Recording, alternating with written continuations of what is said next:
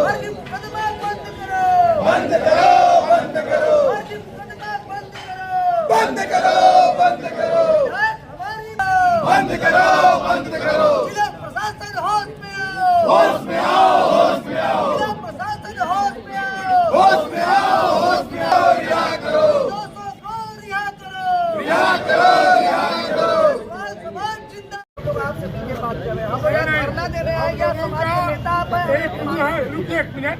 हम लोगों का यह उद्देश्य था कि चूंकि इस कांड में तमाम तरीके की हवाएं उड़ रही थी कि सफेद पोश लोग हैं कौन है, तो हम लोगों का यह निर्णय हुआ कि हम अपने विधायक के दरवाजे पर जाएंगे, वहाँ बैठकर और उनसे न्याय के लिए उम्मीद करेंगे कि जो निर्दोष हमारे व्यापारी या समाज सभा के लोग तीनों लोग फर्जी बताए गए हैं, उनको बाइज्जत जो है निकलवाने का। क्यों मनोज भानु का रिहा करो, रिहा करो, रिहा करो, क्यों मनोज भानु का रिहा करो, रिहा करो, रिहा करो। पुलिस प्रशासन मुर्दाबाद, मुर्दाबाद, मुर्दाबाद। आगे और लड़ाई है, अभी तो ये लड़ाई है, आगे और लड़ाई है। जसवंत समाज जिंदाबाद, जिंदाबाद, जिंदाबाद। नहीं हम लोग भी चाहते हैं। देखिए माननीय विधायक, बैठ के पहले हमारी बात सुनिए, बैठ के पहले आराम से हम बैठ के बात करेंगे उसका हल क्या क्या करना चाहते हैं, क्या क्या हुआ नहीं हुआ, सारी चीज़ जानकारी मिलेगी। ऐसे यहाँ बैठने का अगर ये सब सारी चीज़ें अगर पहले आप सारे लोग अब तो आप लोग बैठ करके बात करिए। क्या यही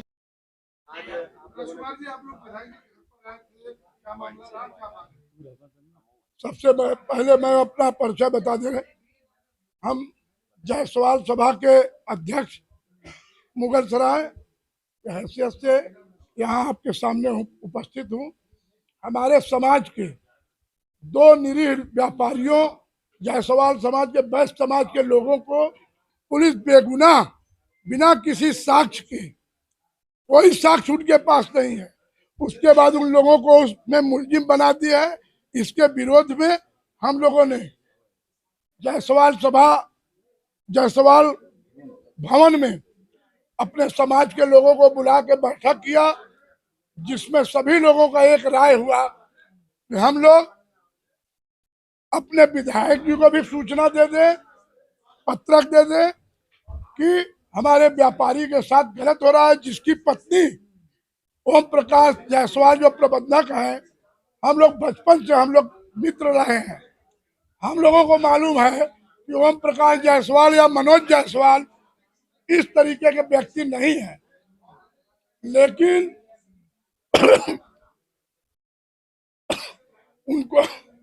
उनको थाने पर टेलीफोन से बुलाया गया, बुला के 3 दिन तक बैठा के कहे, उनके परिवार के लोगों से कहा गया कि हम 2 घंटे में आपको भेज देंगे, 2 घंटे में परिवार को छोड़ देंगे। लेकिन जब हम लोगों को 24 तारीख को पता लगा कि इन्हीं लोगों को मुलजिम बना दिया गया, तो यहाँ के पूरे जिले के वैश्य समाज के हमारे पास फोन आने लगा। सारे लोगों का दबाव था कि ऐसा व्यक्ति जो समाज के लिए जीता मरता हो, अपने व्यापार से दूर कहीं नहीं जाता हो, जो कभी किसी पर कोई मुकदमा न हुआ हो, ऐसे व्यक्ति को पुलिस ने गलत तरीके से फंसाया है।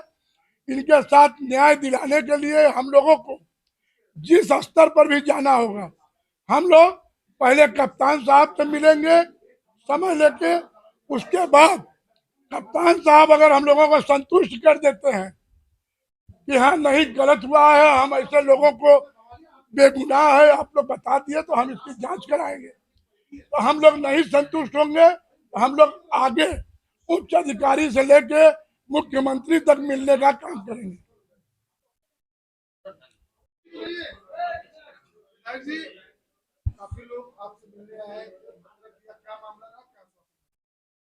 मैं कल राष्ट्रीय ध्वज कार्यक्रम में दिल्ली गया था, एयरपोर्ट पे आया, एयरपोर्ट से सीधे मैं वापस अपने घर पहुंचा।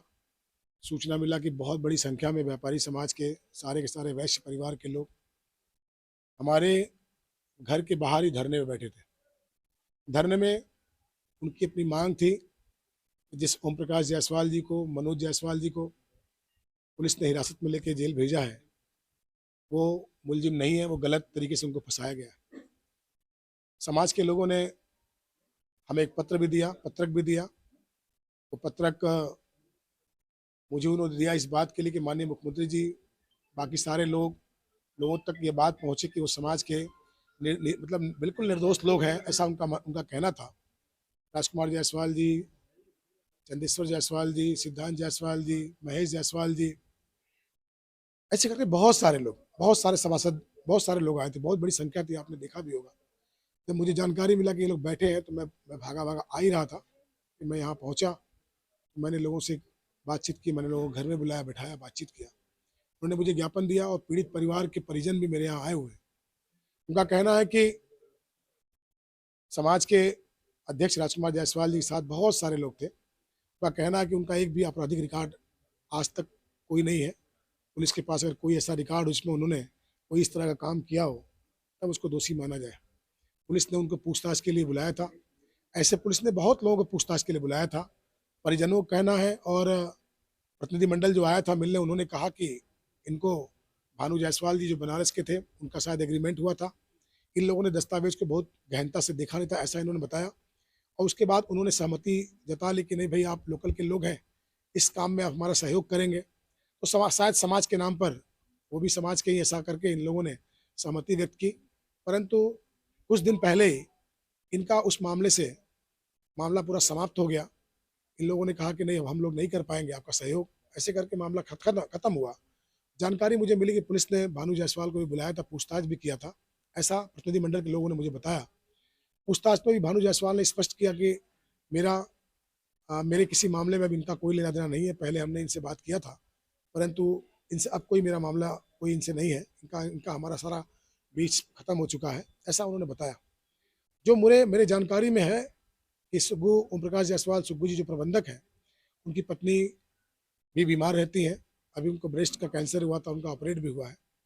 और मैंने भी व्यक्तिगत रूप से, मैं भी यहाँ पला बड़ा हूँ, मैंने भी यहाँ दुनिया देखी है, मगर मुझे नहीं लगा कभी आज तक मैंने कभी ओम प्रकाश जायसवाल जी को किसी गुनाह करते हुए देखा।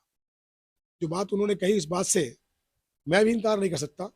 परंतु एक तरफ पुलिस अधीक्षक ने स्पष्ट किया है कि मैंने 300 CCTV कैमरे खंगाले हैं, उसमें कहीं ना कहीं इन लोगों ने पत्रक में भी यही लिखा है कि अगर पुलिस अधीक्षक महोदय ने अगर खंगाले हैं तो क्या किसी CCTV कैमरे में इनकी कोई आकृति या इनका कोई ऐसा कुछ एविडेंस अगर हो तो उसको स्पष्ट करें, ऐसा उनका कहना था।